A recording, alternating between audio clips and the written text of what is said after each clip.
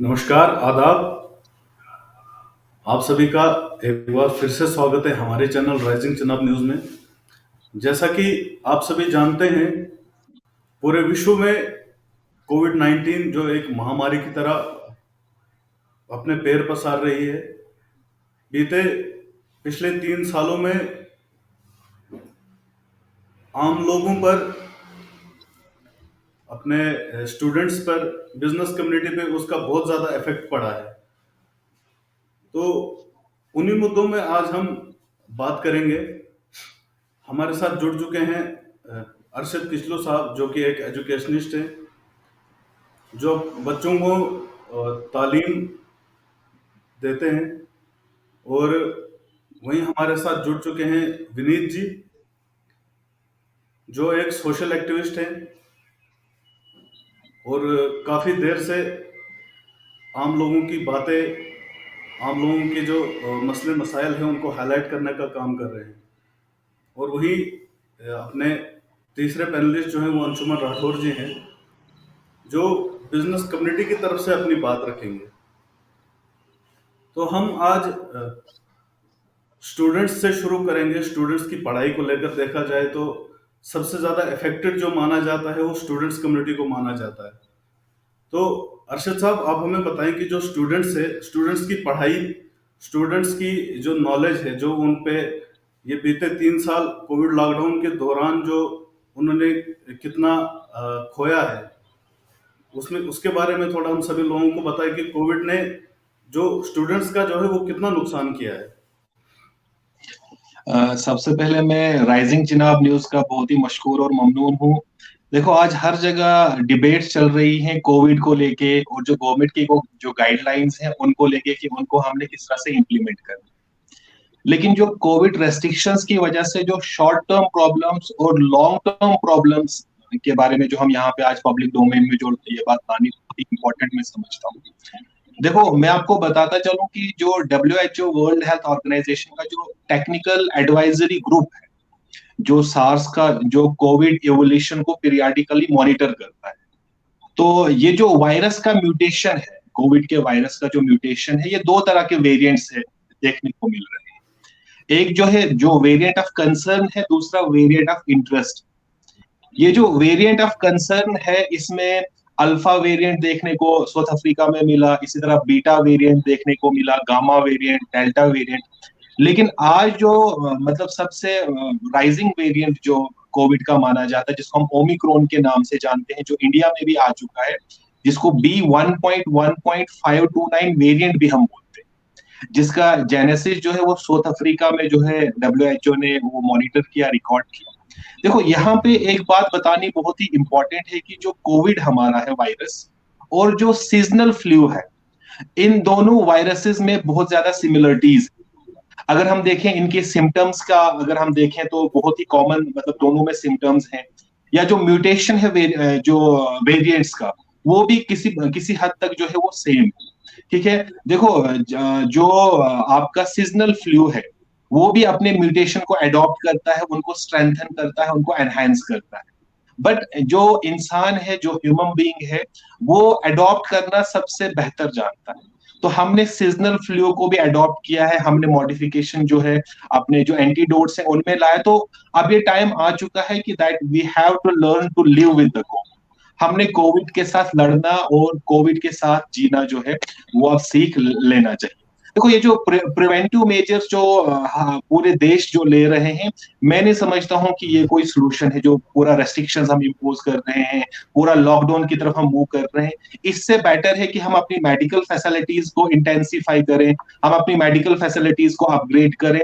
और अगर हमारे हाथों में कुछ नहीं रहता है, वो जो आखिरी हथियार के तौर पर, जिसको हम लास्ट रिसोर्ट मीन बोलते हैं, या जिसको आप डेस्परेट रेमेडी बोलते हो, तो उस प्रकार में हम रेस्ट्रिक्शन को इम्पोज कर सकते हैं।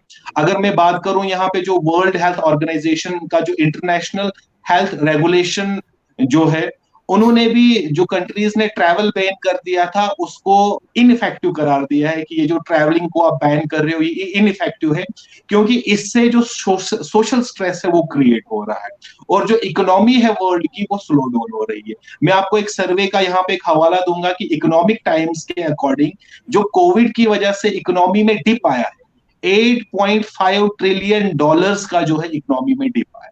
ठीक है। इसके अलावा अगर हम लॉन्ग टर्म प्रॉब्लम्स की बात करें, उसमें सबसे इंपॉर्टेंट जो आपने बोला, क्योंकि मैं एक एजुकेशन सेक्टर को रिप्रेजेंट कर रहा हूं, तो एजुकेशन सेक्टर जो है सबसे ज्यादा जो है इसमें इफेक्टेड जो है, जिसपे इम्पैक्ट पड़ रहा है। देखो, अगर आप देखोगे जो स्टेट एग्जीक्यूटिव कमेटी भी है, उनका भी जब ऑर्डर आता है तो सबसे पहले रेस्ट्रिक्शन जो है इम्पोज की जाती है एजुकेशनल सेक्टर्स पे, और हमें ये कहा गया है कि आप ऑफलाइन क्लासेस से मूव ऑन करके ऑनलाइन क्लासेस की तरफ चले जाएं। और जो कॉमन मासेस है, आम आदमी ये सोचता है कि आज के टाइम में हर किसी के पास स्मार्टफोन है, हर किसी के पास नेट अवेलेबिलिटी है। लेकिन मैं आपको इकोनॉमिक टाइम्स की एक रिपोर्ट बता दूं, इंडिया में जो रूरल हाउस होल्ड्स हैं, जो गांव में जो लोग रहते हैं, सिर्फ 10 से 20% लोगों के पास नेट अवेलेबल। मतलब 80% जो हमारे हिंदुस्तान में गांव है ना, वहां पे लोगों के पास नेट फैसिलिटी नहीं। तो हम किसी तरह से ऑनलाइन क्लासेस में जो गांव के बच्चे हैं उनको वो जो एजुकेशन इनइक्वालिटी की तरफ मूव कर रहे हैं, जो मेरा मानना है कि ये राइट टू एजुकेशन जो है आर्टिकल 21A, जो हमारा जो फंडामेंटल राइट है, इसका ब्रीच करना होगा। इस राइट को हम क्या करते हैं, वायलेट करते हैं। तो मैं नहीं समझता हूं कि ये जो रेस्ट्रिक्शंस हैं ये बेटर सोल्यूशन है। इनफैक्ट हमने अपने जो हमारा हेल्थ सेक्टर है, जो हमारे हॉस्पिटल्स हैं, उनको इंटेंसिफाई करना है, उनको अपग्रेड करना है। जी। देखा जाए तो हम जानना चाहेंगे आपसे कि स्टूडेंट्स कम्युनिटी है, उन पे इस चीज का कितना असर पड़ा है, उन पे इस चीज का आगे जाके क्या असर होगा, उनकी मेंटेलिटी पे इस चीज का कितना असर हुआ है। जी सर, मैं आपको एक बात यहाँ पे ऐड करना चाहता हूँ कि यूनेस्को की एक रिपोर्ट है कि 114 कंट्रीज ने जो कॉलेजेस, यूनिवर्सिटी, स्कूल्स बंद किए, उससे पूरे वर्ल्ड में 1 बिलियन स्टूडेंट्स की एजुकेशन सफर कर रही है। और इंडिया में 32 करोड़ बच्चे जो हैं वो एजुकेशन से सफर कर रहे हैं due to the covid restrictions. ठीक है। उसके अलावा मेंटल हेल्थ पे भी इसके कंसिक्वेंसेस हैं। अगर आप देखो, एंजाइटी में जो है 4% का हाइक हुआ है। उसके अलावा अगर देखें, जो डिप्रेशन में 14% का हाइक हुआ है। उसके अलावा अगर हम देखें, ड्रग अब्यूज, अल्कोहल कंजप्शन, इसमें 24% का हाइक हुआ है। और जो ह्यूमन ट्रैफिकिंग है, अगर बच्चा पढ़ेगा नहीं, ऑब्वियस सी बात है ह्यूमन ट्रैफिकिंग होगी, चाइल्ड लेबर होगी। और मेंटल हेल्थ कॉन्सिक्वेंसेज में जो सेंटर ऑफ डिजीज कंट्रोल है, उसकी एक सर्वे के अकॉर्डिंग जो ह्यूमन ट्रैफिकिंग है और जो चाइल्ड लेबर है, उसमें 12% का हाइक हुआ है। देखो, मैं यहाँ पे अगर किश्तवाड़ की बात करूं, यहाँ पे जो अनएम्प्लॉयड जो है पढ़े लिखे, जिसमें एमफिल पीएचडी करके लोग हैं, उनके पास एक ही प्राइवेट सेक्टर है, वो था कोचिंग इंस्टीट्यूट, जहां पे वो अपने एम्प्लॉयमेंट यूनिट को सस्टेन कर सकते थे। लेकिन अगर हम देखें, जो रिसेंटली गाइडलाइंस इशू की गई स्टेट एग्जीक्यूटिव कमेटी की, जो डिजास्टर मैनेजमेंट की, उसमें सारे कोचिंग इंस्टीट्यूट्स को जो है ना कंप्लीटली बंद कर दिया गया। जिसमें अगर हम सिर्फ किश्तवाड़ की बात करें, 70 से भी ज्यादा जो पढ़े लिखे, जो जिनका एम्प्लॉयमेंट पूरा डिपेंड था कोचिंग इंस्टीट्यूट पे, वो अनएम्प्लॉयड हो चुके हैं। उन्होंने अपनी जॉब्स को जो है वो गंवा दिया। जी। तो वैसे हम देखा जाए तो स्टूडेंट्स के साथ साथ कहीं ना कहीं कोविड और लॉकडाउन रिस्ट्रिक्शंस की वजह से बिजनेस कम्युनिटी को भी बहुत बड़ा नुकसान हुआ है, और अभी भी रिस्ट्रिक्शंस जारी होने की वजह से बिजनेस कम्युनिटी को लगातार जो है वो नुकसान झेलना पड़ रहा है। हम बात करेंगे अंशुमान राठौर जी से कि बिजनेस कम्युनिटी की कम्युनिटी का जो वो उस उन पे जो है वो कितना इस चीज का इफेक्ट पड़ा है। हालांकि देखा जाए तो सरकार ने गाइडलाइंस दो विभागों में उनको बांटा गया है, एसेंशियल और नॉन एसेंशियल में, लेकिन उसके बावजूद जो है व्यापारियों का बहुत ज्यादा नुकसान हो रहा है। उसके बारे में अंशुमन जी थोड़ा बताएं। सबसे पहले सौरभ जी, आपका धन्यवाद। आप हर बार कुछ इसी प्रकार की चीजें जो है सबके समक्ष लाने का प्रयास करते हैं, इसके लिए हम आपका शुक्रगुजार करते हैं, शुक्रिया करते हैं। जैसे कि देख सकते हैं कि दो भागों में को इन्होंने बांटा हुआ है एसेंशियल और नॉन एसेंशियल। किंतु यहाँ प्रभावित जो है एसेंशियल वाला भी कर रहा है और नॉन एसेंशियल जो है वो भी प्रभावित कर रहा है। प्रभावित को इस प्रकार से हो रहा है क्योंकि लोग जो है वो बाहर निकलने से कतरा रहे हैं, बाहर निकलने से डर रहे हैं। पहले तो सरकार द्वारा जो है बांटा गया है, उस वजह से तो हो ही रहा है, लेकिन लोग जो है महामारी के कारण लोग भी बाहर नहीं निकल रहे हैं, उस वजह से भी इफेक्ट कर रहा है। जो एसेंशियल है, लोग कोशिश कर रहे हैं कि कम से कम वो बाहर निकले, कम से कम इस चीज ये लोग खरीदारी करने। बाकी एसेंशियल में तो सभी आते हैं, ऐसी कौन सी चीज है जो एसेंशियल में नहीं आती है? एसेंशियल में नहीं आती तो वो चीज खुली ही नहीं होती। अब इन्होंने खाली खाने पीने और क्या बोलते हैं जो बेसिक चीजें हैं उनको कर दिया, ठीक है, लेकिन जरूरत तो हर चीज की है, तभी जो जरूरत है तभी तो वो चीज जो है वो मार्केट में आई है, तभी तो वो दुकान जो है मार्केट में खुली है। सबसे पहले इन्होंने ये नॉन एसेंशियल एसेंशियल का ये जो ड्रामा है सरकार को बंद कर देना चाहिए और ये ओपन खोलना चाहिए। हाँ, रिस्ट्रिक्शन उन्होंने बनानी चाहिए, लेकिन रिस्ट्रिक्शन भी कुछ तरीके के साथ बनानी चाहिए। रिस्ट्रिक्शन जो है उन्होंने कहीं पॉजिटिव वे में लगानी चाहिए। ऐसे इन जनरली लोगों को परेशान करना ये भी किस हद तक सही है, ये सरकार ही जाने। आप देखें जैसे कि आजकल जो है जो मैक्सिमम व्यापार जो कर रहे हैं या छोटे जो बिजनेसमैन हैं जिन्होंने यहाँ शुरू किया है या जो बहुत बिल्कुल छोटे स्तर पे हजारों में या 100 में वो कमा रहे हैं दिन का, उनकी मैं बात करूं तो वो सबसे ज्यादा सफर हो रहे हैं। वो क्यों सफर हो रहे हैं? क्योंकि उनको अपना कैपिटल, घर का खर्चा, सबसे ज्यादा जो अभी मुश्किलात का सामना बिजनेसमैन को कर रहा है, दुकानदार को या और किसी भी चीज को, उसको रेंट कर रहा है। जो कि दुकानें बंद होने की वजह से जो खामखा का रेंट उनको देना पड़ रहा है, वो उनपे बर्डन बन रहा है और वो कर्जदार बनते जा रहे हैं दिन ब दिन। देख, जैसा कि पिछले साल 2 सालों में लॉकडाउन में बंद रहा, कहीं लोगों ने के तो बिजनेस बंद हो गए। अब जैसे जो भी जिसका एकोमोडेशन है, जिसकी दुकानें हैं, जो मालिक है, लैंडलॉर्ड जो है वो भी काफी ऐसे भी लैंडलॉर्ड है जो कि पूरे डिपेंडेंट उन्हीं चीजों पे है कि किराया आएगा, उनका भी सर्कल, वो भी उसी दायरे में आते हैं। तो सरकार की जो जुरिडिक्शन, जो ये सरकार ने जो सर्कुलर जारी किया था कि रेंट माफ करना चाहिए, अपील की थी, रिक्वेस्ट की थी, तो सर वो लोग भी कहाँ से जो ये रेंट माफ कर लेते, क्योंकि उनका भी जो सर्कल है कहीं ना कहीं इसी प्रकार से चल रहा है। बाकी रही एम्प्लॉइज की बात, एम्प्लॉइज को सैलरी देना है, तो दिन ब दिन जो है एक छोटा दुकानदार जो है वो कर्जदार होते जा रहा है, उस पर दिन ब दिन कर्जा चढ़ते जा रहा है, और आगे अगर ऐसा चलता रहा तो उनकी और भी ज्यादा खस्ते हाल होती रहेगी। जो ये देखा जाए तो कहीं ना कहीं अकेला जो है बिजनेसमैन, दुकानदार ही उससे अफेक्टेड नहीं होता, उसके पूरा जो है परिवार उस चीज से अफेक्ट होता है। तो सरकार को इन चीजों को ठीक करने के लिए क्या करना चाहिए? अगर तो कर रही है तो क्या वो एक ठीक एक रास्ता जो है एक रेमेडी की तरह से उनपे कर रही है या नहीं? देखें, मैं किश्तवाड़ की अगर बात करूं तो किश्तवाड़ जो है वो काफी बैकवर्ड माना जाता है। यहाँ पे आवाजाही लोगों की जो है ऐसे अक्सर इसी बार जो है पहले पहले के यहाँ पे 50-40 केस आना शुरू हुए, लेकिन जो इससे पहले 2 लहरें, ये जो कोरोना की महामारी की यहाँ से ये वेव जो है वो 2 जो हुई है, उसमें सबसे पीछे ये होता था, सबसे कम केसेस किश्तवाड़ में होते थे। तो सरकार को चाहिए था जो बॉर्डर्स पे स्ट्रिक्टनेस जो है वो ज्यादा की जाए, जो आवाजाही है वहां पे प्रॉपर सैंपलिंग करके, उनका प्रॉपर टेस्ट करके, उनको क्वारंटाइन करके, उसके बाद वो किश्तवाड़ में एंटर करने के लिए उनको अलो करना चाहिए था। किंतु सरकार यहाँ पे जो कोरोना है, कोरोना ने अपने पैर पीछे ले लिए, तो सरकार ने भी ले लिए, यहाँ के एडमिनिस्ट्रेशन ने भी ले लिए। सैंपलिंग कम हो गई, ठाठी जो कि यहाँ का बॉर्डर एरिया है, जो कि डोडा और किश्तवाड़ को जोड़ता है, वहां पे जो ठाठी नाके पे सैंपलिंग होती थी वो कम कर दी, वो घटाकर। तो उस वजह से क्या हो गया कि यहाँ पे लोग आते गए। अब सैंपलिंग कर क्या फायदा? अब तो भरे हुए हैं किश्तवाड़ में भी, अब तो 50 केस रोजाना के किश्तवाड़ में आ रहे हैं। तो अब उसको रोकना है, उसको चीज को रोकना इन्होंने 1 महीने पहले चाहिए था, जिससे यहाँ का ना तो बिजनेस क्लास सफर करती, ना तो ट्यूशन सेंटर सफर करते, ना तो आम आवाम सफर करता। क्योंकि जो आम किश्तवाड़ का शहरी है, आम किश्तवाड़ का नागरिक है, वो कम बाहर आता जाता है, या जो भी है मतलब बिजनेस करा ले, जो रोजमर्रा की जो जिंदगी में वो व्यापन करते हैं इन चीजों पे, वो कम आवाजाही उनकी कम रहती है। बात तो सरकार को चाहिए था बाहर से अंदर आने वाले लोगों को प्रॉपर तरीके से सैंपलिंग करनी, उनकी प्रॉपर तरीके से टेस्टिंग करनी। धन्यवाद अंशुमन जी।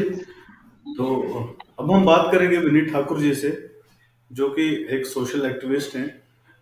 आम लोगों में उनका ज्यादा आना जाना रहना बना बनता है। आम लोगों की आवाज़ वे अक्सर सरकार तक पहुंचाने का काम करते हैं। विनय जी, हम आपसे जानना चाहेंगे कि अगर हम आम आदमी की बात करें, अगर हम स्टूडेंट्स की बात करें, बिजनेस कमेटी की बात करें, कहीं ना कहीं आम लोगों को कोविड के दौरान, रिस्ट्रिक्शंस के दौरान बहुत सारी परेशानियों का सामना करना पड़ता है। तो आप हमें बताएं, क्या सरकार सरकार को क्या ऐसे कदम उठाने चाहिए जिससे कि बिजनेस कम्युनिटी, स्टूडेंट कम्युनिटी और खासकर आम जनमानस जो आम लोग हैं, उनको तकलीफ भी ना हो और वो अपना जो है वो काम भी बेहतर तरीके से कर पाए। सबसे पहले तो मैं शुक्रिया करता हूं आपका और आपके चैनल का। और अरशद साहब ने जो बातें बताई ये बहुत ही टेक्निकल बातें हैं, और इन्होंने तो अपनी बातों में काफी सारी चीजें तो बता दी हैं। और अंशुमन जी ने भी बहुत बढ़िया तरीके से जो बिजनेस क्लास की बात की है इस वक्त। ये तो है कि इस सिचुएशन के अंदर दोनों चीजें सामने हैं। एक तो हेल्थ भी है, ठीक है, कोविड की वजह से जिन लोगों ने अपने परिवार के सदस्य खोए हैं तो उनको इसकी वैल्यू पता है कि इसकी वजह से नुकसान कितना है। लेकिन उसके साथ साथ अगर हम देखा जाए तो एक आज आम लोगों की माइंडसेट क्या है, उनकी मेंटेलिटी क्या है। मैं जितने परिवारों को जानता हूँ, मिलता हूँ, आज के टाइम पे हर कोई ये दुआ कर रहा है कि कहते कोरोना अपनी जगह ठीक है, लेकिन मैक्सिमम लोग ये दुआ कर रहे हैं कि अब ये जो ये लॉकडाउन है ये ना लगे। 90% लोगों की ये सोच है। जो अंशुमन जी ने बताया, बिजनेस क्लास और जो एसेंशियल और जो नॉन एसेंशियल में आते हैं, सब यही चाहते हैं। क्योंकि इस वक्त जो देखा गया है, जैसे अगर हम डिस्ट्रिक्ट किश्तवाड़ और जम्मू कश्मीर की पूरी बात करें तो पिछले साल का जो स्मॉल स्केल बिजनेसेस है, जितने भी स्मॉल स्केल बिजनेसेस हैं, उनके अंदर कम से कम 10,000 करोड़ का नुकसान हुआ है लास्ट ईयर खाली ड्यू टू कोविड। और बहुत सारे बिजनेसेस जो ना मेरे फ्रेंड सर्कल में है, मेरे रिलेशन में है, बहुत अच्छे उन्होंने बिजनेसेस स्टार्ट किए, जैसे होटल लाइंस के अंदर, और बहुत सारे बिजनेसेस और भी स्टार्ट किए। वो स्टार्टअप उन्होंने किया था एक अच्छा अपने अपने आप को सेल्फ एम्प्लॉय करने के लिए। लेकिन इस वक्त वो बेचारे इतने कर्जे में चले गए हैं कि अगले 3 साल तक अगर नॉर्मल भी चलता रहेगा तब भी उनका कर्जा नहीं खत्म होगा। लेकिन इस वक्त जो ये सिचुएशन बन रही है, जैसे लॉकडाउन इम्पोज किया जा रहा है, आप देखिए, ये तो मैं मानता हूं कि ये जो है ये हमारी जो गवर्नमेंट का फेलियर है इस वक्त। इस तरीके का लॉकडाउन जो है जस्टिफाइड नहीं है, इसको आप जस्टिफाई नहीं कर सकते हो। मैं यही बात सोच के परेशान हो जाता हूँ कि फ्राइडे, सैटरडे, संडे 3 दिन जो है कोरोना जो है वो बाहर आता है और पूरे वीक में वो रेस्ट पे होता है, ठीक है। ये ऐसा कुछ भी नहीं है। इस वक्त गवर्नमेंट ऑफ इंडिया को और हमारे जम्मू कश्मीर के जो एलजे इंतजामिया है उनको इस वक्त क्या करना चाहिए था, पूरा वीकेंड विनय जी, पूरा ये ओपन ही रखना चाहिए था इसको। क्योंकि ओपन रखने से जी, क्या अगर होता है, देखा जाए तो मार्केट जैसा कि अभी अरशद साहब ने कहा कि लॉकडाउन रिस्ट्रिक्शंस और जो लॉकडाउन है वो किसी भी तरह का कोई सलूशन नहीं है। क्या नहीं। लॉकडाउन रिस्ट्रिक्शन जो है वो लगने से कितना फर्क पड़ता है? जो क्या ऐसा नहीं है कि जो आम जनमानस है, जो हम आम लोग हैं, क्या ये हमारी जिम्मेवारी नहीं बनती कि कोविड एसओपीज का जो है पालन किया जाए, मास्क लगा के जाया जाए और भीड़ भाड़ ज्यादा इकट्ठी ना हो? क्या ये जो हम लोगों का जो है ये ये हम लोगों हम की सब लोगों का जिम्मेवारी? हम सब या हम सभी लोगों का ये तो देखो, जो सेहत है, जो अपनी सेहत के बारे में तो हर इंसान को खुद ध्यान रखना है। मैं अभी पिछले 2-4 दिन पहले की बात है, मैं डिस्ट्रिक्ट हॉस्पिटल किश्तवाड़ का दौरा करने गया और वहां पे मैंने कुछ चीजें देखी जो कि अभी मीडिया में हाईलाइट नहीं की गई, लेकिन वो बातें भी मैं आपके सामने शेयर करता हूँ। कि आज जो है आपको पता है ये कोविड जो है ये प्रॉब्लम जो है ये वायरल प्रॉब्लम है, ठीक है, जिसमें कि छींकने से या कहीं पे थूकने से या कहीं पे मतलब इस तरीके की चीजों से ही ये ज्यादा इसका संक्रमण बढ़ता है। बात करने से, मतलब अगर आपके बीच में डिस्टेंस नहीं है ना। तो आप देखिए, मैं डिस्ट्रिक्ट हॉस्पिटल का, आप अपने मीडिया चैनल के साथ एक बार जाना डिस्ट्रिक्ट हॉस्पिटल किश्तवाड़ के अंदर, और वहां पे आप देखना पूरे डिस्ट्रिक्ट हॉस्पिटल किश्तवाड़ के अंदर, मैं आपको ये बात बता रहा हूँ, ये बात बहुत सारे ऑफिसर्स को, ब्यूरोक्रेट्स को और ये जो हॉस्पिटल वाले हैं इनको चुभेगी ये बात, लेकिन चुभेगी तो चुभेगी क्योंकि सच तो हमने बताना है। आप देखिए डिस्ट्रिक्ट हॉस्पिटल किश्तवाड़ में जाइए या डीसी कॉम्प्लेक्स किश्तवाड़ में जाइए, आप वहां पे जाके देखेंगे हर एक जगह पे जहां पे लोगों को जगह मिल रही है, तो हर एक जो स्टेयर्स है वहां पे, स्टेयर्स के साथ लोग पान खा के, चुटकी खा के थूक देते हैं। आप देखिए, उसके साथ आप डिस्ट्रिक्ट हॉस्पिटल किश्तवाड़ में जाइए, वहां पे भी आप जाके देखेंगे तो हॉस्पिटल के ऐसा कोई कोना नहीं है जहां पे लोगों ने ये पान शान खा के थूका नहीं है। अब देखो, इसके अंदर लोगों की भी गलती है। अगर हॉस्पिटल के अंदर हम एक उम्मीद लेके जाते हैं कि एक नई जिंदगी मिलेगी, तो वहां पे जब इस तरीके का एनवायरनमेंट हम ही लोग क्रिएट कर रहे हैं, और उसके साथ साथ जो हमारे एडमिनिस्ट्रेशन है किश्तवाड़ की, उसकी क्या गलती है?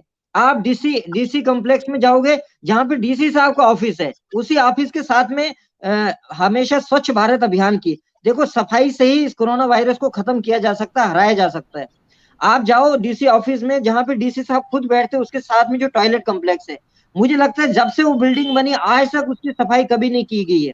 वहां की हालत इतनी खराब है। आप खाली उन सभी स्टेयर्स को देखो, आप देखोगे वहां पे लोगों ने, मतलब ऐसा कोई नशीला पदार्थ आपको उन स्टेयर्स पे नहीं मिलेगा। मैं ये बोलना चाहता हूँ कि डिस्ट्रिक्ट हॉस्पिटल किश्तवाड़ में और डीसी कॉम्प्लेक्स में अगर सीसीटीवी कैमरा लगाए गए हैं, सीसीटीवी अगर कैमरा लगाए गए हैं, तो इस वक्त उनको उन चीजों के ऊपर नजर रखने के लगाए गए कि यार इस इंसान ने थूका, उसको 500 रुपए फाइन कर दो।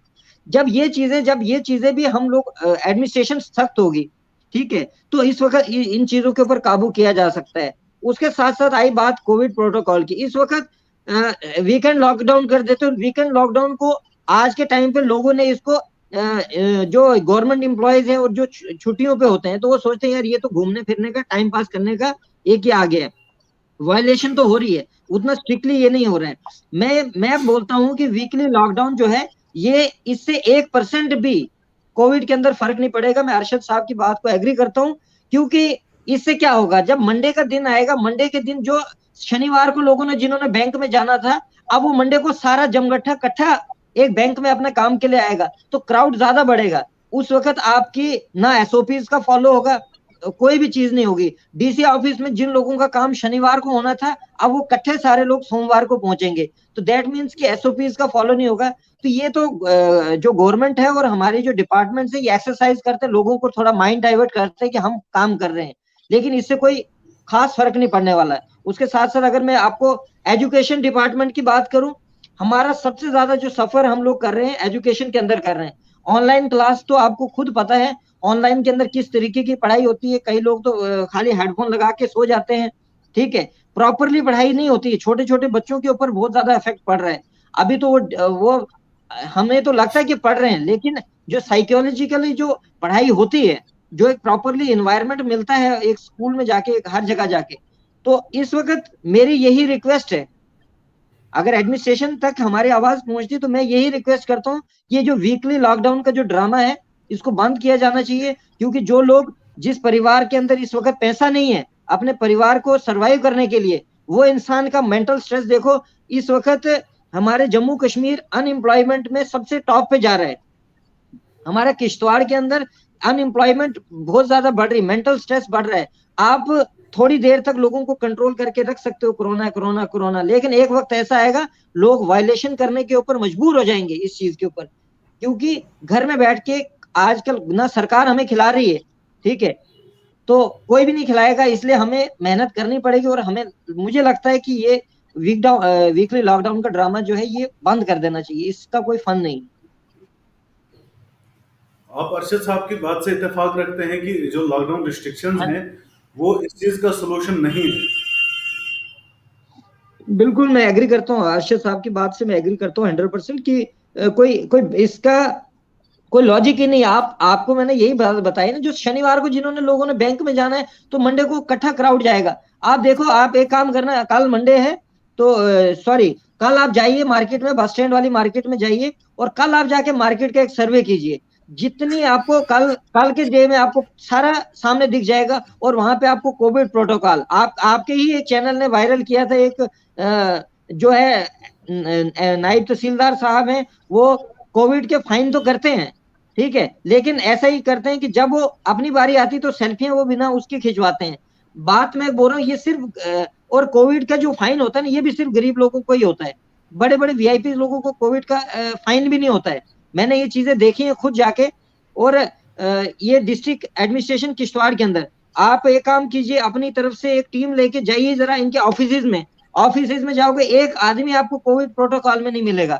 इवन कि हॉस्पिटल के अंदर भी मैंने बहुत सारे लोग देखे हैं जो बिना मास्क के और बिना इनके चीजों के प्रिकॉशनरी मेजर्स के ऐसे ही घूम रहे होते हैं।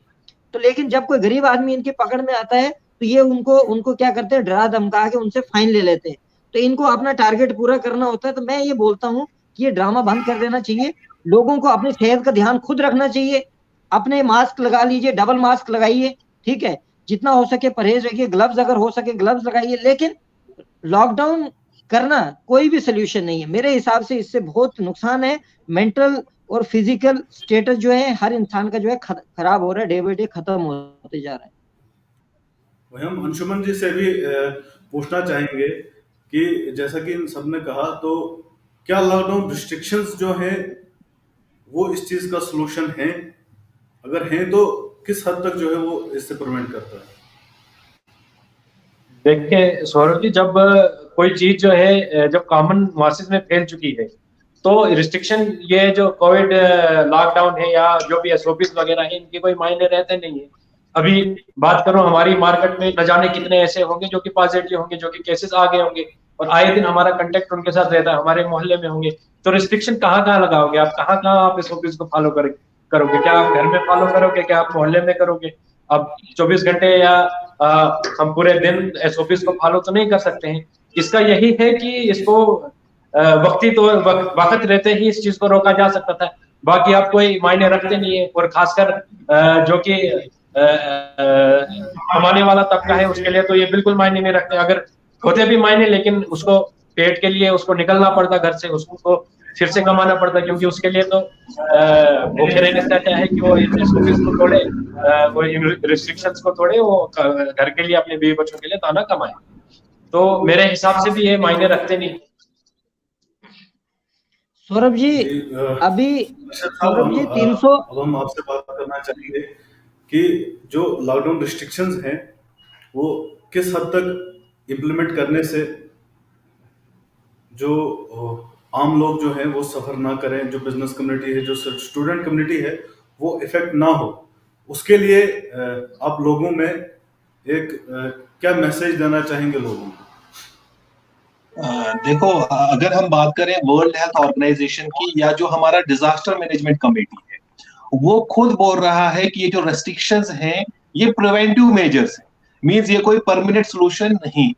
अगर परमानेंट सॉल्यूशन नहीं है, देखो मैं आपको इकोनॉमिक टाइम्स की एक रिपोर्ट बता दूं, अगर हमने ये रेस्ट्रिक्शंस कंटिन्यू कर ली, अगर हमने ये बैन जो है, ट्रैवल बैन या रेस्ट्रिक्शंस कंटिन्यू कर ली, जो जिस तरह 2008 में इकोनॉमिक रिसेशन देखने को मिला था, जिसमें लोग भुखमरी से मर गए थे, लोग अनएम्प्लॉयड हो गए थे, कंपनीज जो है बिल्कुल बैंकरप्ट हो गई थी, बंद हो गई थी, अनकरीब जो 2022 का साल है वो ग्रेट इकोनॉमिक रिसेशन जिसको हम बोलते हैं, या इनफैक्ट अगर ये लॉन्ग टर्म तक रेस्ट्रिक्शंस इंपोज करती है कोई भी कंट्री, चाहे इंडिया करती है, चाहे कोई डेवलपिंग कंट्री या डेवलप कंट्री करती है, तो 1929 की तरह ग्रेट इकोनॉमिक डिप्रेशन इससे हो सकता है अगर हम रेस्ट्रिक्शन की तरफ मूव करते हैं। तो बेटर यही है कि देखो, एक तो हुआ ना कोविड से मरना, दूसरा हुआ कि लोग अनएम्प्लॉयड से मरेंगे, भूखमरी से मरेंगे, क्योंकि सप्लाई जो है वो कम हो जाएगी और डिमांड बढ़ जाएगी, उससे लोगों में काफी पैनिक क्रिएट होगा। देखो अभी भी जो है ना, मेंटल स्ट्रेस की वजह से आप देखो डोमेस्टिक वायलेंस जो है उसका जो है रेशो, उसका हाइक इंक्रीज हो गया है, अनएम्प्लॉयमेंट का हाइक जो है वो इंक्रीज हो गया है। उसके अलावा ड्रग अब्यूज, आप देखिए किश्तवाड़ में आप भी बहुत सारी न्यूज कवर करते हैं, कितने जो बच्चे हैं वो ड्रग अब्यूज, चाइल्ड ट्रैफिक तरफ मूव ऑन कर रहे हैं, वो सब रेस्ट्रिक्शंस की वजह से ही हो रहा है। देखो मैं आपको बताता चलूं कि यूनियन गवर्नमेंट की तरफ से ये कहा गया कि हम जी 15 से 18 साल के बच्चों में वैक्सीनेशन ड्राइव स्टार्ट कर रहे हैं, क्योंकि एजुकेशन सेक्टर को हम ओपन अप करेंगे, क्योंकि डब्ल्यूएचओ ने बोला था कि अगर हमने सारे सेक्टर्स को बंद करना है तो एजुकेशन सेक्टर जो है वो लास्ट में बंद होना चाहिए, और अगर किसी सेक्टर को खोलना है तो एजुकेशन सेक्टर ही एक ऐसा सेक्टर होना चाहिए जिसको सबसे पहले आपने ओपन करना है। देखो जितनी भी गाइडलाइंस है, कोविड के जो प्रोटोकॉल्स हैं, अगर आपने उनको इम्प्लीमेंट करना है तो सबसे ज्यादा जो उस चीज को अबाइड करेगा ना, रूल्स को, वो है स्टूडेंट कम्युनिटी, वो है एक टीचर्स, जो हमारी एजुकेशनल इंस्टीट्यूट्स हैं, वो ही इन गाइडलाइंस के, इन प्रोटोकॉल्स को अबाइड कर सकते हैं। बट बदकिस्मती से सबसे पहले जब रेस्ट्रिक्शन लगती हैं तो वो एजुकेशनल इंस्टीट्यूट्स पे ही रेस्ट्रिक्शंस लगती हैं। उसकी वजह से क्या होता है कि जो ग्रोथ है, जो अनएम्प्लॉयमेंट का जो रेशियो है वो बहुत ज्यादा बढ़ रहा है, और उसकी वजह से जो है बच्चों में भी जो मेंटल कॉन्सिक्वेंसेस जो है, लोगों में मेंटल कॉन्सिक्वेंसेस हैं, सोशल आइसोलेशन हो रही हैं, डोमेस्टिक वायलेंसेस हो रहे हैं। तो मैं समझता हूँ ये जो प्रिवेंटिव मेजर्स हैं इनके एडवांटेजेस कम है और इसकी डिसएडवांटेजेस बहुत ज्यादा है। और जो अगर मैं लॉन्ग टर्म प्रॉब्लम्स की बात करूं तो अगर हमने ये रेस्ट्रिक्शंस ऐसे ही रखी तो वो दिन दूर नहीं है कि हम रिसेशन और फिर डिप्रेशन की ओर, मतलब ये इकोनॉमिक टर्म्स में मैं बोल रहा हूँ, ये डिप्रेशन इंसानी डिप्रेशन नहीं है, ये इकोनॉमिक डिप्रेशन है। और अगर इकोनॉमिक डिप्रेशन आया उसमें लोगों के पास नौकरी नहीं होगी, लोग बैंकरप्ट हो जाएंगे और भुखमरी, जिस तरह 1929 में हुआ था, भुखमरी का एक आलम था। और वही चीज रेस्ट्रिक्शन से, ये इकोनॉमिक टाइम्स की जो है वो रिपोर्ट्स हैं कि 1929 की तरह हम ग्रेट इकोनॉमिक डिप्रेशन की तरफ मूव करते हैं। तो मुझे ये लगता है कि आज के टाइम में इनफैक्ट इंडिया को, जितनी भी डेवलप या डेवलपिंग कंट्रीज को मतलब ये मानना चाहिए और हमें भी ये सोचना चाहिए that it's time to learn to live with the covid. अब हमने कोविड के साथ जो है वो जीना है और कोविड को हराना है, रेस्ट्रिक्शन सॉल्यूशन नहीं। स्टूडेंट्स के लिए जो है आपका क्या मैसेज रहेगा? सर स्टूडेंट्स के लिए मैं यही चीज मैंने अभी आपको बता दी कि हमें यूनियन गवर्नमेंट की तरफ से बताया गया कि 15 से 18 साल के बच्चों में वैक्सीनेशन ड्राइव हम स्टार्ट कर रहे हैं, और फिर हम जो है प्रॉपर वे में फेज मैनर में पहले 11th क्लास 12th क्लास के स्टूडेंट्स के बच्चों को अलो करेंगे ऑफलाइन क्लासेस के लिए। लेकिन उसमें बढ़ चढ़कर हिस्सा लिया एजुकेशनल इंस्टीट्यूट्स ने। एजुकेशनल इंस्टीट्यूट ने इस वैक्सीनेशन ड्राइव को ट्रिगर आउट किया, लेकिन बदकिस्मती से 15 दिन के लिए हमें परमिशन दी गई कि आप कॉम्पिटिटिव क्लासेस को रन करो। 15 दिन के बाद ही एक सर्कुलर आता है कि कंप्लीट रेस्ट्रिक्शन, कंप्लीट बैन जो है एजुकेशनल इंस्टीट्यूट्स पे लगाएंगे। अब बच्चों को देखो, मैंने आपको अभी एक इकोनॉमिक टाइम की एक सर्वे बताई कि हमें ये लगता है कि हर किसी के पास स्मार्टफोन है, हर किसी के पास नेट अवेलेबिलिटी है, बट इंडिया में सिर्फ 10 से 20% जो रूरल हाउस होल्ड है उनके पास नेट अवेलेबिलिटी है। जो ये 80% का मार्जिन है ना जिनके पास नेट अवेलेबिलिटी नहीं है, तो मैं समझता हूं देखो, राइट टू हेल्थ और right to education, right to education जो है हर एक इंडिविजुअल का फंडामेंटल राइट है। जब हम उन 80% बच्चों को ऑनलाइन एजुकेशन नहीं दे पा रहे हैं तो मैं ये समझता हूं कि हम यहाँ पे जो एक बहुत ही बड़ा फंडामेंटल राइट है उसका वायलेशन हो रहा है, और उसमें यूनियन गवर्नमेंट और स्टेट गवर्नमेंट जो है वो इन्वॉल्व है। इनफैक्ट मुझे लगता है इन फ्यूचर जो है सुप्रीम कोर्ट में कोई पेरेंट या कोई एसोसिएशन इस केस को लेके जाएगी और सुप्रीम कोर्ट में मुझे लगता है कि हमें न्याय मिलेगा। और जिन बच्चों के साथ ये वायलेशन हो रहा है, जो रूरल हाउस होल्ड है, उनको जो है डिजास्टर मैनेजमेंट फंड से कोई रिलीफ, कोई रेमेडी भी इन फ्यूचर मिलेगी। इनफैक्ट एक बात मैं ऐड करना चाहता हूं, जो डिजास्टर मैनेजमेंट कमेटी है वो सिर्फ रेस्ट्रिक्शंस के लिए नहीं है कि उन्होंने सिर्फ रेस्ट्रिक्शन इंपोज करनी है। डिजास्टर मैनेजमेंट में एक डिजास्टर मैनेजमेंट फंड भी होता है। अभी देखो यहाँ पे हर एक सेक्टर के लोग बैठे हैं, एजुकेशन सेक्टर भी है, अच्छा उसके अलावा प्राइवेट सेक्टर से भी यहाँ पे रिप्रेजेंटेटिव्स बैठे हैं। तो हमें वहां से जो डिजास्टर मैनेजमेंट फंड है वहां से कुछ रिलीफ मिलना चाहिए था, जिससे हमारी जो बेसिक रिक्वायरमेंट्स है वो हम फुलफिल करें। जिस तरह अभी अंशुमन जी ने बोला कि जो हमारे रेंट्स हैं वो पेंडिंग है, क्योंकि पूरा प्राइवेट सेक्टर जो है वो शटर डाउन हो चुका है। तो गवर्नमेंट को चाहिए कि जो डिजास्टर मैनेजमेंट फंड है, सिर्फ कमेटी का सिर्फ जो इन्होंने जो अपने आदेश है ना वो लोगों पे थोपने नहीं है, बट जो इसके फंड है ना उनको यूटिलाइज भी करना है प्रॉपर वे में, ताकि जो प्राइवेट सेक्टर है उसमें किसी भी तरह का असर ना हो। अब हम अंशुमन जी से बात करेंगे कि जो आपकी जो अपनी बिजनेस कम्युनिटी है, जो अपने बिजनेस कमेटी के लोग हैं, उनके लिए आपका क्या मैसेज रहेगा?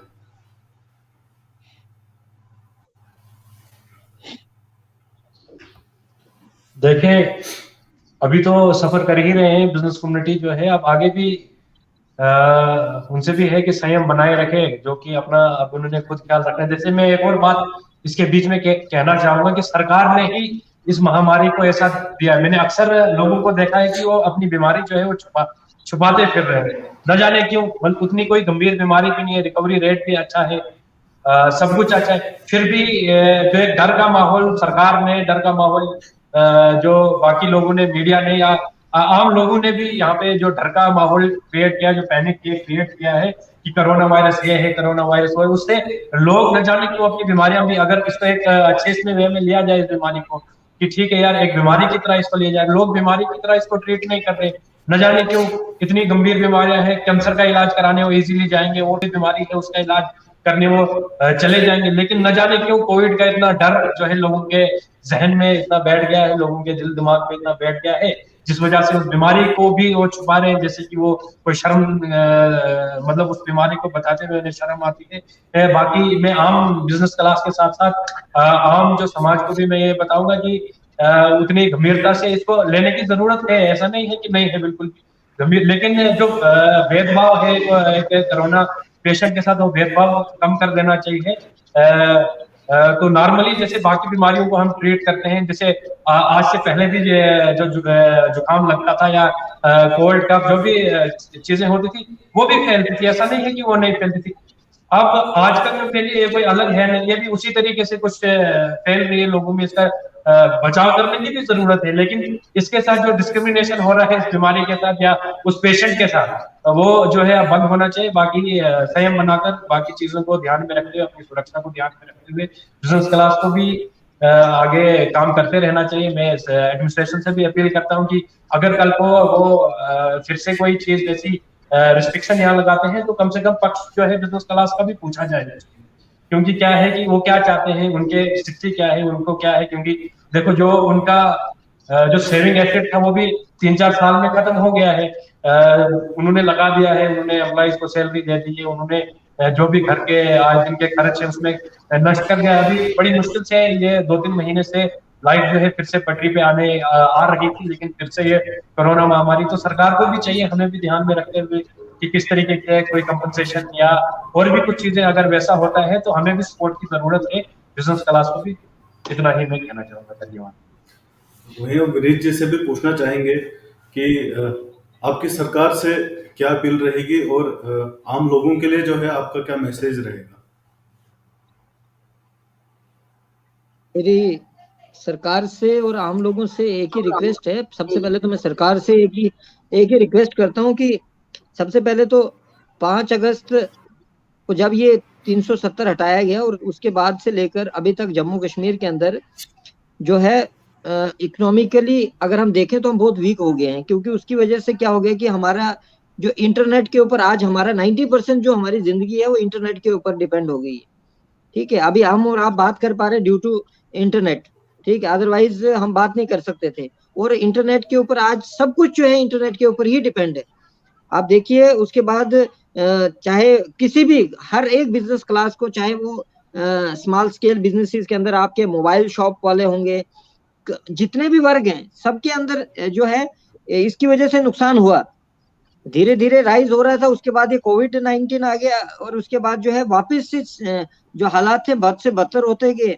इस वक्त मेरी यही रिक्वेस्ट है कि लोगों को स्टेबिलिटी, जैसे अभी अंशुमन जी बता रहे थे, धीरे धीरे स्टेबिलिटी के ऊपर आ रहा था। हमारे जो डिस्ट्रिक्ट किश्तवाड़ के अंदर भी लोगों ने जो जैसे अपने अपने छोटे छोटे स्मॉल स्केल बिजनेसेस खोले थे, जैसे गवर्नमेंट से लोन लेके कईयों ने बिजनेस खोले।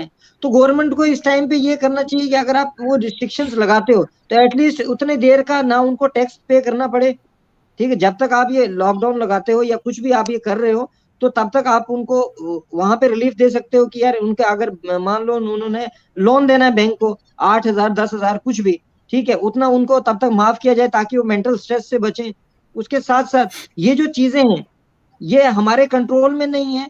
ये अब जैसे अरशद साहब ने बताया कि हमें इनके साथ जीना सीखना है, अब हम इसको हरा नहीं सकते हैं। ये ऐसी इनविजिबल जो बीमारी है जो हम नेक्ड आई से देख नहीं सकते हैं, तो हम इसको जब देख ही नहीं सकते हैं तो हमारे कंट्रोल में ये चीज है ही नहीं। ठीक है, इस वक्त जो वायरल बीमारी है जैसे ये कोविड-19 तो है, उसके अलावा भी आज जम्मू कश्मीर के अंदर मैं आपको एक अपने सर्वे के हिसाब से, क्योंकि मैं हर दिन कम से कम 50-100 लोगों के साथ बात करता हूँ, तो आज 90% लोग बीमार हैं। 90% किसी को जुकाम है, किसी को, लेकिन आज कोई डॉक्टर के पास दवाई लेने भी नहीं जा रहा है, क्योंकि सबके मन में एक डर है, एक वहम बैठ गया कि अब मैं गया डॉक्टर के पास तो मैं गया मतलब मेरे को सीधे क्वारंटाइन कर देंगे। और अब जैसे कुछ लोग हैं जो जाते हैं, लेकिन इतनी हालत मैंने उनकी खराब देखी, वो अंदर से उनके माइंडसेट में है कि हम पॉजिटिव है 100%, लेकिन वहां पे जाके वो लोग नेगेटिव आते हैं।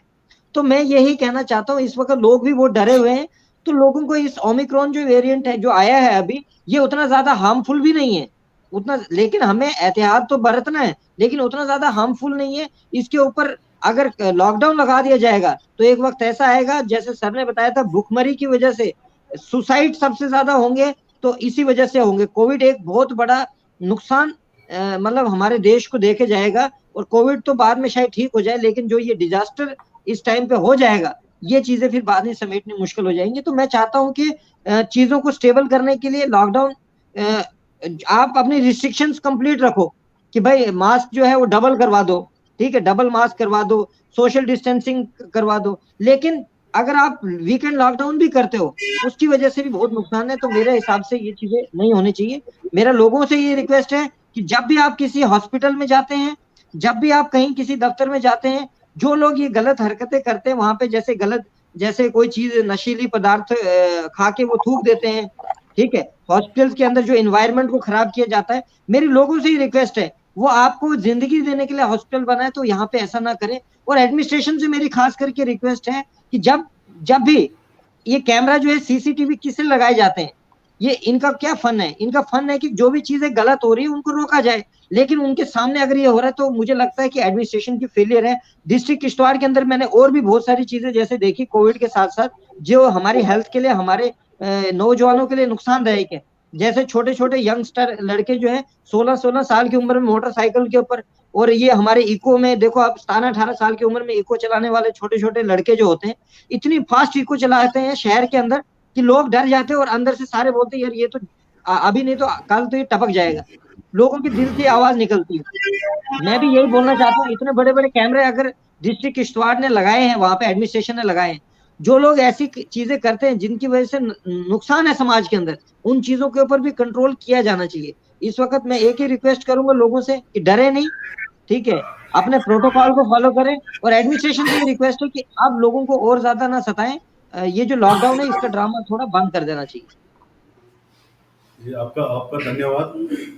हम आप सभी पैनलिस्ट का एक बार फिर से शुक्रिया अदा करते हैं। आपने अपना कीमती समय हमें दिया और लोगों को कोविड के बारे में, रिस्ट्रिक्शंस के बारे में इतनी अच्छी और महत्वपूर्ण जानकारी दी। अरशद साहब का भी हम तहे दिल से शुक्रिया अदा करते हैं, अंजुमन जी का और विनीत जी का भी, कि आप सबने अपना कीमती वक्त हमारे लिए निकाला। आगे भी हम मुद्दों पे चर्चा करते रहेंगे और आम लोगों को भी चाहिए कि कोविड एसओपीज का पालन करें, मास्क लगाएं, भीड़ भाड़ वाली जगहों पर जाने से बचें। इसी तरह से जो है हम रिस्ट्रिक्शंस को कम कर सकते हैं और आगे भी ऐसे प्रोग्राम देखने के लिए देखते रहें राइजिंग चनाब न्यूज़। धन्यवाद।